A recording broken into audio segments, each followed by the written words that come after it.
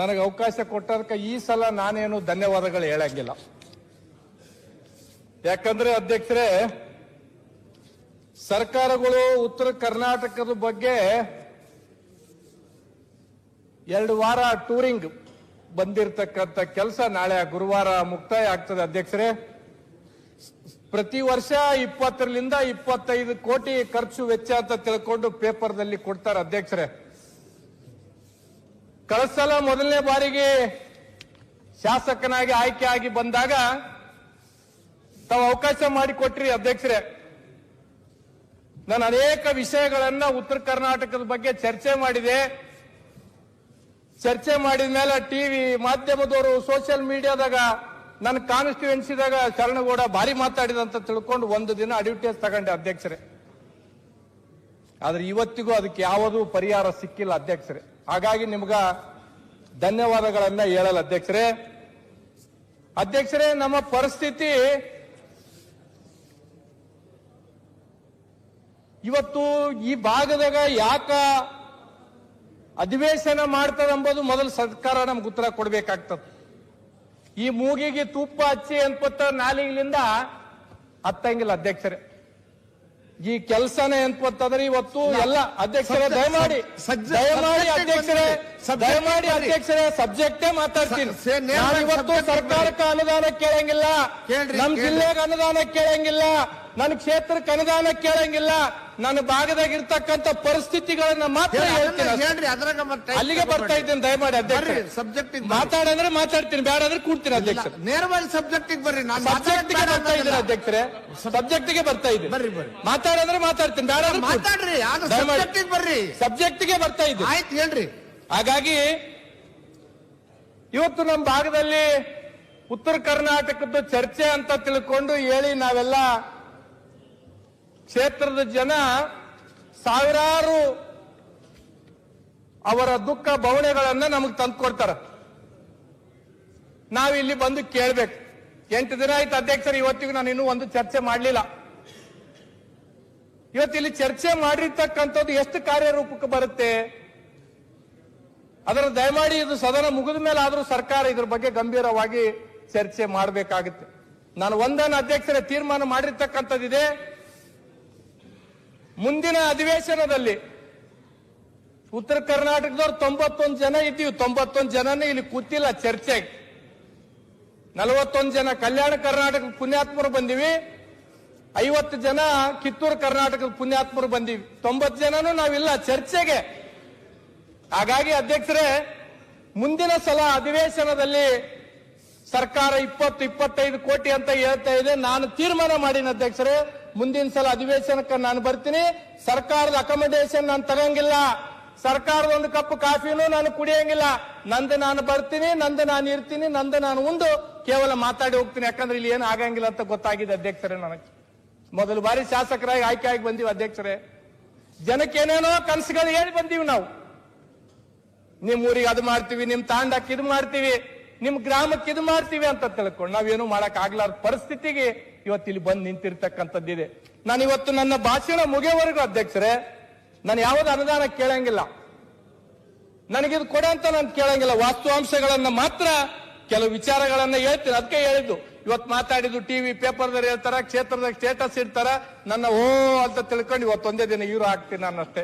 ಮತ್ತು 1 ವರ್ಷ ಆದ್ಮೇಲೆ ಇವತ್ತು ಬೆಳಿಗ್ಗೆ ಬರುವಾಗ ಏರ್ಪೋರ್ಟ್ನಾಗ ಒಬ್ಬ IAS ಅಧಿಕಾರಿ ಹೆಸರು ಹೇಳೋದ್ ಬೇಡ ಅಧ್ಯಕ್ಷರೇ. ಬೆಂಗಳೂರಿನಿಂದ ಬೆಳಗಾವಕ್ಕೂ ಬರುವಾಗ ಒಬ್ಬ IAS ಅಧಿಕಾರಿ ಅಭಿ 1 ಸಾಲ್ ತಕ ಇದರ ಆತೇನೆ ಅಭಿ 5 ದಿನ ರೈತೆ ಅಂತ ತಿಳ್ಕೊಂಡು ಹೇಳಿದ್ರು ಅಧ್ಯಕ್ಷರು. ಇದು ನಮ್ಮ ಪರಿಸ್ಥಿತಿ ಅಧ್ಯಕ್ಷರು, ಇದು ನಮ್ಮ ಪರಿಸ್ಥಿತಿ.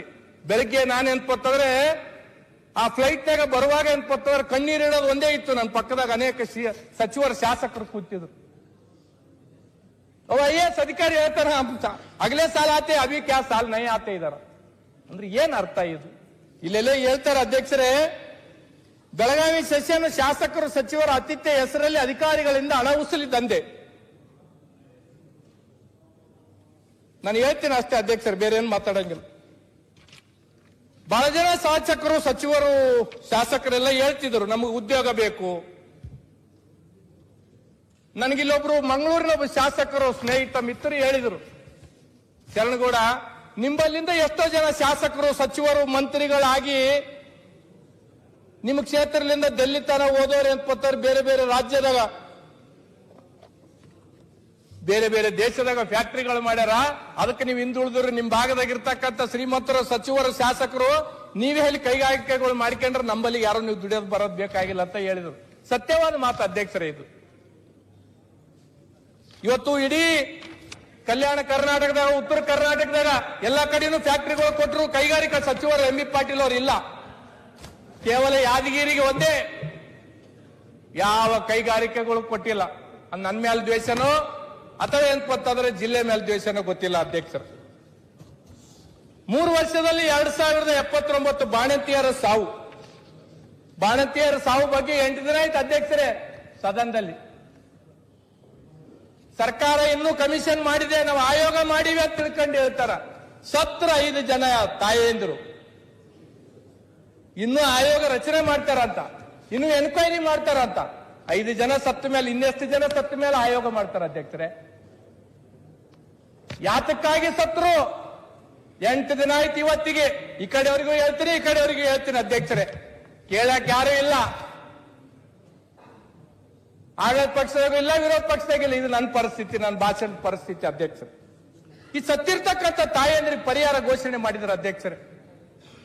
ಇವ್ರಿಗೆ ಹುಟ್ಟಿರ್ತಕ್ಕಂಥ ಮಕ್ಕಳ ಪರಿಸ್ಥಿತಿ ಏನು ಅಧ್ಯಕ್ಷರೇ? ಯಾತಕ್ಕಾಗಿದಾಯ್ತು?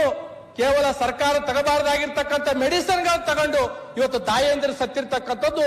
ಇದು ಎಂತಂದ್ರೆ ಅವರ ಶಾಪ ನಮಗೆ ತಗಲುತ್ತೆ ಅಧ್ಯಕ್ಷರೇ. ನಾವು ಇದೇ ತರ ಏನಾದ್ರೂ ಮುಂದಿನ ಪೀಳಿಗೆಗೆ ಇದೇ ತರದ್ದು ನಾವೇನ್ಪಂತಂದ್ರೆ ಉತ್ತರ ಕರ್ನಾಟಕದ ಬಗ್ಗೆ ಸರ್ಕಾರಗಳು ಈ ತರದ್ದು ಎಲ್ಲ ಸರ್ಕಾರಗಳ ಅಧ್ಯಕ್ಷರೇ ಧೋರಣೆಗಳು ಇದೇ ತರ ಆದ್ರೆ ಮುಂದೆ ನಾವು ಓಟ್ ಕೇಳಕ್ ಹೋದಾಗ ಜನ ನಮ್ಮನ್ನು ಸೂಟಿಟ್ಟು ಬಂದೂಕಿಟ್ಟು ಹೊಡಿತಾರೆ ಅಧ್ಯಕ್ಷರೇ. ದಯಮಾಡಿದನ್ನೆಲ್ಲ ತಿಳ್ಕೋಬೇಕಾಗ್ತದೆ. ನಾವು ಕೇವಲ ಬರೀ ಚುನಾವಣೆಗಳು ಬಂದಾಗ ಭಾಷಣ ಮಾಡಿಕೊಂಡು ನಾವೇನೋ ಮಾಡ್ತೀವಂತ ತಿಳ್ಕೊಂಡು ಹೇಳಿ ಕಳಿಸಿದ್ರೆ ಜನ ಒಪ್ಪಲ್ಲ ಅಧ್ಯಕ್ಷರೇ. ಇವತ್ತು ಸರ್ಕಾರ ಈ ಕಡೆ ಬಂದವರು ಇವ್ರ ಮೇಲೆ ದೋಷಣೆ ಮಾಡ್ತಾರ, ಈ ಕಡೆ ಕುಂತವ್ರು ಇವ್ರ ಮೇಲೆ ದೋಷಣೆ ಮಾಡ್ತಾರ. ಈ ಕಡೆ ಕುಂತವ್ರು ಕೆಲಸ ಮಾಡಿಲ್ಲ ಅಂತ ತಿಳ್ಕೊಂಡೆ ಅವ್ರನ್ನ ಆ ಕಡೆ ಕಳಿಸಿ ನೀವೇನ್ ಮಾಡಿರ ಅಂತ ಇವ್ರಿಗೆ ಕೇಳ್ತಾರೆ. ಇವ್ರು ಕೇಳೋದು ಅವ್ರು ಕೇಳೋದ್ರಾಗೆ 10 ದಿನ ಹೋಗ್ತದ, ಮತ್ತೆ ನಾವು ಬೆಂಗಳೂರಿಗೆ ಹೋಗ್ತೀವಿ. ಇದು ನಮ್ಮ ಪರಿಸ್ಥಿತಿ ಅಧ್ಯಕ್ಷರೇ. ಹಾಗಾಗಿ ಅಧ್ಯಕ್ಷರೇ ನಾನು ಒಂದನ್ನ ಹೇಳ್ಬೇಕಾಗ್ತದೆ ಅಧ್ಯಕ್ಷರೇ. ಮಾನ್ಯ ಜೆ.ಟಿ. ಪಾಟೀಲ್ ಕಾಕೋರಿಲ್ಲ, ಅವರ ಕ್ಷೇತ್ರದಲ್ಲಿ ಆಲ್ಮಟ್ಟಿ ಡ್ಯಾಮ್ ಹೆಚ್ಚಿಗೆ ಹಾಕಿದೆ. ರೈತರು ಅಂತಂದ್ರೆ ಬೀದಿ ಮೇಲೆ ಕೂತಿದ್ದಾರೆ, ಅವ್ರಿಗೆ ಪರಿಹಾರ ಕೊಡ್ಬೇಕಂತ ತಿಳ್ಕೊಂಡು. ಇವತ್ತು ಸಬ್ಜೆಕ್ಟ್ ಐತೆ ನೋಡ್ರಿ. ನಾನು ವಿಷಯನ ಹೇಳ್ಬೇಕಲ್ಲ ಅಧ್ಯಕ್ಷರೇ. ನಾನು ಅದಕ್ಕೆ ಹೇಳಿದ್ದು ಜಿಲ್ಲೆದು ಏನು ಕೇಳಲ್ಲ, ಬೇರೆ ಯಾವುದು ಏನು ಕೇಳಂಗಿಲ್ಲ. ಕಲ್ಯಾಣ ಕರ್ನಾಟಕದಲ್ಲಿ ಸಚಿವ ಸಂಪುಟ ಆಯ್ತು ಅಧ್ಯಕ್ಷರೇ. ಕಲಬುರಗಿ ಸಚಿವ ಸಂಪುಟ ಆಗಿರ್ತಕ್ಕಂಥ ಇನ್ನು ಯಾವುದೋ ನಿರ್ಣಯಗಳಾಗಿಲ್ಲ.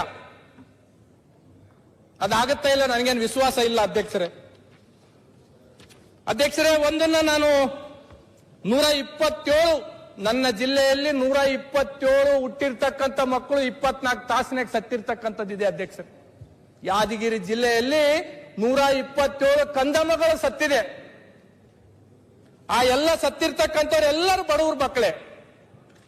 ಮೊನ್ನೆ ಕೆಡಿಪಿ ಸಭೆಯಲ್ಲಿ ನಾನು ಪ್ರಸ್ತಾವನೆ ಮಾಡಿದಾಗ ಆ ಬಡವರು ಎಲ್ಲರೂ ಎಂತಂದ್ರೆ 6 ತಿಂಗಳ 7 ತಿಂಗಳ ಗರ್ಭಿಣಿ ಇರೋರು ಎಲ್ಲರೂ ಸರ್ಕಾರಿ ದವಾಖಾನೆಗೆ ಬರ್ತಾರೆ.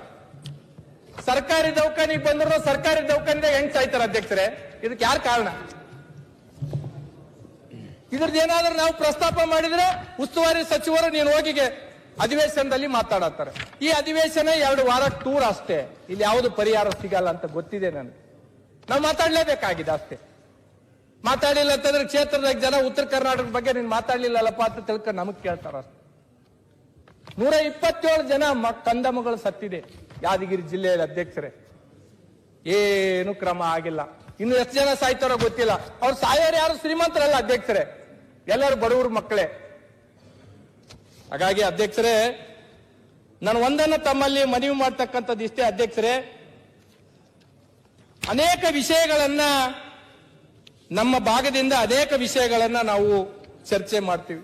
ತಮ್ಮ ಮುಖಾಂತರ ನಾನು ಸರ್ಕಾರಕ್ಕೆ ಆಗ್ರಹ ಪಡಿಸ್ತೀನಿ, ಮನವಿ ಮಾಡಲ್ಲ ಅಧ್ಯಕ್ಷರೇ. ಇಲ್ಲಿ ಯಾವ್ಯಾವ ಚರ್ಚೆಗಳಾಗಿದೆ, ಎಷ್ಟು ಇಂಪ್ಲಿಮೆಂಟೇಷನ್ ಆಗಿದೆ? ಇವತ್ತು ಬೇರೆ ಬೇರೆ ಭಾಗಕ್ಕೆ 4 ವಿಭಾಗಗಳಿದೆ ರಾಜ್ಯದಲ್ಲಿ. ಯಾವ ಭಾಗಕ್ಕೆ ಎಷ್ಟು PHCಗಳಿದೆ, ನಮ್ಮ ಭಾಗಕ್ಕೆ ಎಷ್ಟು PHC ಇದೆ, ಆ ಭಾಗಕ್ಕೆ ಎಷ್ಟು ಶಾಲೆಗಳಿದೆ, ನಮ್ಮ ಭಾಗಕ್ಕೆ ಎಷ್ಟು ಶಾಲೆ ಇದೆ. ಇದನ್ನ ಒಂದು ಸಲ ಚರ್ಚೆ ಆಗ್ಬೇಕು ಅಧ್ಯಕ್ಷರೇ.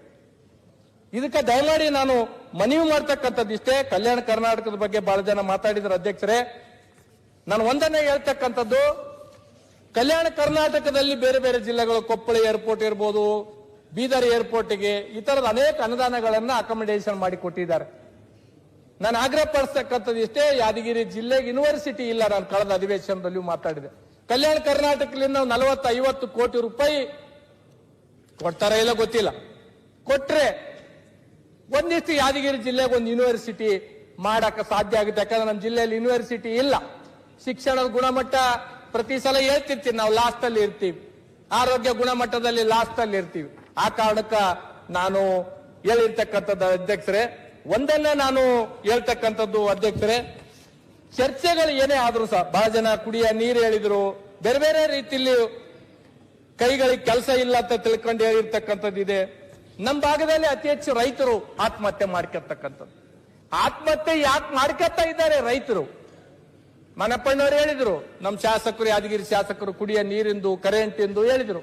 ನಾವು ಸರ್ಕಾರಗಳು ರೈತರಿಗೆ 10 ತಾಸು ಕರೆಂಟ್ ಕೊಡಕ್ ಆಗ್ತಾ ಇಲ್ಲ. ಕಳೆದ ಸಲ ನಮ್ಮ ತಂದೆಯವರು ಇರುವಾಗ ಸರ್ಕಾರಕ್ಕೆ 10 ತಾಸು ಕರೆಂಟ್ 3 ಫೇಸ್. ನಮ್ಮ ಭಾಗದಾಗ ರೈತರಿಗೆ ಒಂದು 10 ತಾಸು 3 ಫೇಸ್ ಕರೆಂಟ್ ಕೊಟ್ರೆ ಅಧ್ಯಕ್ಷರೇ, ಸರ್ಕಾರದಾಗ ಇರ್ತಕ್ಕಂಥವ್ರ ಭಾಗದಾಗ ಫೋಟೋ ಹಾಕ್ತಾರೆ ಅಧ್ಯಕ್ಷರೇ. ಇದನ್ನ ನಾವು ಮಾಡಕ್ ಆಗಿಲ್ಲ ಅಧ್ಯಕ್ಷರೇ. ನಮ್ಮ ಭಾಗದಾಗ ಏನಪ್ಪಂತಂದ್ರೆ ರೈತರು, ನಮ್ಮಲ್ಲಿ ಯಾರು ದೊಡ್ಡ ದೊಡ್ಡ ರೈತರು ಯಾರಿಲ್ಲ ಅಧ್ಯಕ್ಷರೇ, ಎಲ್ಲ ಸಣ್ಣ ರೈತರೇ ಇರ್ತಕ್ಕಂಥವ್ರು ಇದ್ದಾರೆ. 1 ಎಕರೆ 2 ಎಕರೆ ಬೋರ್ವೆಲ್ಗಳ ಮೇಲೆ ಅವರ ಜೀವನವನ್ನ ಅವಲಂಬಿತ ಇರ್ತಕ್ಕಂಥ ರೈತರು ಇದ್ದಾರೆ. ಅವರಿಗಾಗಿ ಸರ್ಕಾರ ಒಂದು 10 ತಾಸು ನೀವೇನೋ ಗ್ಯಾರಂಟಿಗಳು ಕೊಡ್ತೀರಿ, ಕೊಡ್ರಿ, ನಂದೇನು ಅಭ್ಯಂತರ ಇಲ್ಲ. ಅದು ಎಷ್ಟು ಜನಕ್ಕೆ ಮುಟ್ಟಿದ ಗೊತ್ತಿಲ್ಲ. ಆದ್ರೆ ಎಲ್ಲರಿಗೂ ಮುಟ್ಟಿದೆ. ನಾನು ಹೇಳ್ತಕ್ಕಂಥದ್ದು ನಮ್ಮ ಭಾಗದ ಉತ್ತರ ಕರ್ನಾಟಕದಾಗಿರ್ಬೋದು, ಕಲ್ಯಾಣ ಕರ್ನಾಟಕದ ಭಾಗದಾಗ ಅತಿ ಬಡವ ಕುಟುಂಬಗಳು ಇರ್ತಕ್ಕಂಥದ್ದು. ಒಂದು 10 ತಾಸು ಕರೆಂಟ್ ಏನಾದ್ರೂ ಕೊಟ್ಟರೆ ಖಂಡಿತವಾಗಿಯೂ ಸರ್ಕಾರಕ್ಕ ಆ ಜನ ಏನ್ಪಡ್ತಾರೆ ಯಾವತ್ತು ನೆನ್ಪಿಡ್ತಕ್ಕಂಥ ಕೆಲಸ ಆಗ್ತದೆ ಅನ್ನೋದು ನಂದೊಂದು ಮನವಿದೆ ಅಧ್ಯಕ್ಷರೇ. ನಾನು ಅಧ್ಯಕ್ಷರಲ್ಲಿ ದಯಮಾಡಿ ಮನವಿ ಮಾಡ್ತಕ್ಕಂಥದ್ದು ಇಷ್ಟೇ. ಇವತ್ತು ಯಾವುದೂ ನಾನು ಕೇಳಲ್ಲ ಅಧ್ಯಕ್ಷರೇ. ನಾನು ಒಂದನ ಇನ್ಸಿಡೆಂಟ್ ಅನ್ನ ಒಂದು ನೆನಪು ಮಾಡ್ಕೋಬೇಕಾಗುತ್ತೆ. ಕಲಬುರಗಿ ಜಿಲ್ಲೆಯಲ್ಲಿ ಯಡ್ರಾಮಿ ಅಂತ ತಿಳ್ಕೊಂಡು ಒಂದು ಯುವತಿ, ಲಂಬಾಣಿ ಜಾತಿಯ ಒಂದು ಯುವತಿಗೆ ರೇಪ್ ಆಗಿದೆ ಅಧ್ಯಕ್ಷರೇ. ನಾನು ಅದಕ್ಕೆ ಬಹಳ ತೀವ್ರ ಸಂತಾಪವನ್ನು ಸೂಚಿಸ್ತೀನಿ. ಇಂಥ ಘಟನೆಗಳು ರಾಜ್ಯದಲ್ಲಿ ಆಗ್ಬಾರ್ದು.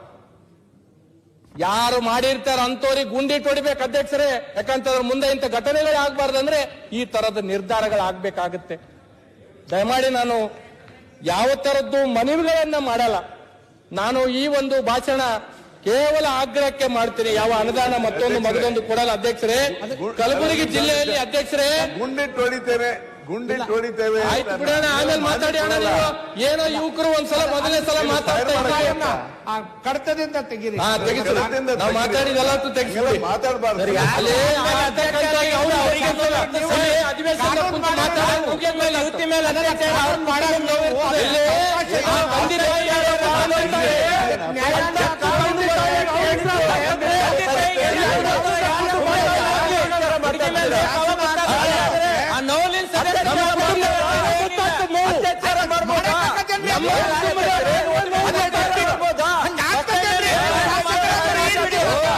ತೆಗಿಸಿ. ಅದು ಶಾಸಕರು ಮಾತಾಡೋದ ಅಂತ ನಮ್ಮ ಕುಟುಂಬ ಅದು ಕ್ರಮ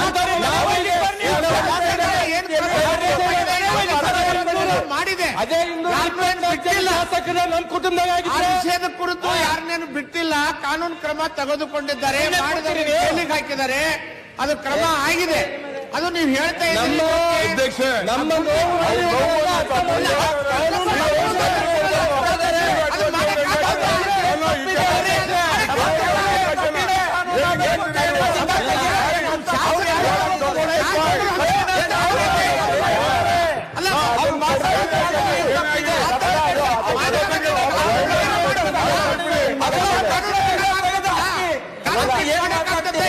ಕಾನೂನು ಒಪ್ಕೊಂಡಿದೀವಿ ನಾವು ಒಳ್ಳೆ- ಅದೆಲ್ಲ ಹೆಂಗ್ ಬೇಕು ಅಂತ ಹೇಳಿದ್ರೆ ನಾವು ಶಾಸಕರಾದವ್ರು. ಹೊಸ ಶಾಸಕರಾಗಿದ್ದರಿಂದ ಸರಿಯಲ್ಲ ಅದು. ಅದೊಂದು ವರ್ಡ್ ಸಭಾಧ್ಯಕ್ಷರೇ, ಸರಿಯಲ್ಲ.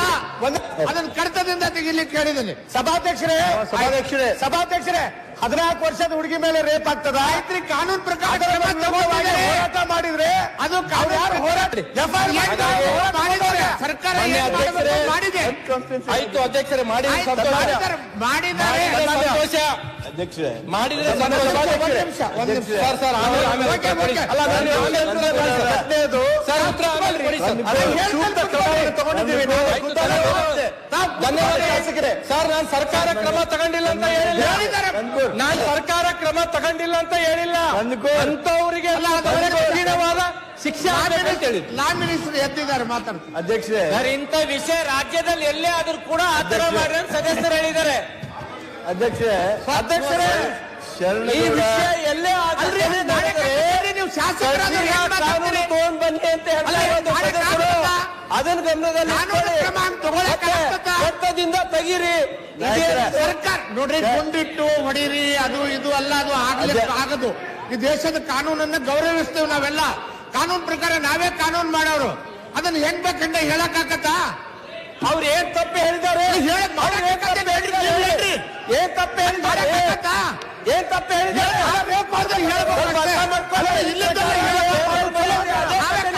ಸುಮ್ನೆ ಇರ್ಲಿಕ್ಕಾಗತ್ತಾ? ಸುಮ್ನೆ ಇರ್ಲಿಕ್ಕಾಗತ್ತಾ?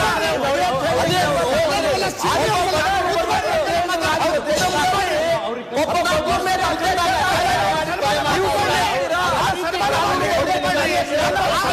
ಮಾತಾಡಬಾರದು. ಕ್ರಮ ತಗೊಳ್ಳಿಲ್ಲ, ಕಾನೂನು ಕ್ರಮ ಎತ್ತಿದ್ದಾರೆ. ದಯವಿಟ್ಟು ಕುತ್ಕೊಳ್ರಿ.